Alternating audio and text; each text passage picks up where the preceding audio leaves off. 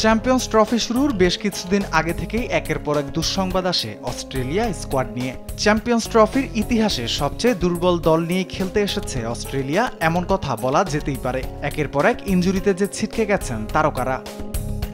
চোটের কারণে স্কোয়াড থেকে ছিটকে গেছেন নিয়মিত অধিনায়ক Pat Cummins, pacer Josh Hazlewood. একই কারণে খেলতে পারছেন না allrounder Mitchell মার্শো।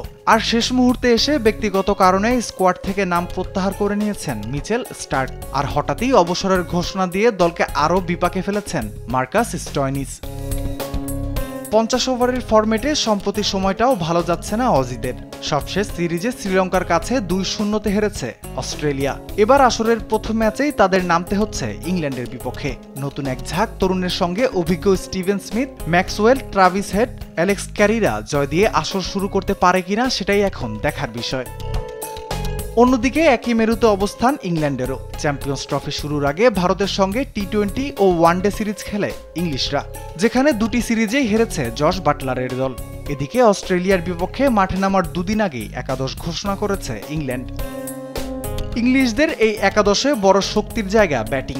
Phil Salt, Ben ডাকেটরা চাইবেন দলকে ভালো শুরু এনে দিতে। আর মিডল অর্ডারে বড় স্কোরের ভিত গড়তে প্রস্তুত থাকবেন অভিজ্ঞ জো রুট, হ্যারি ব্রুক ও অধিনায়ক জশ বাটলার।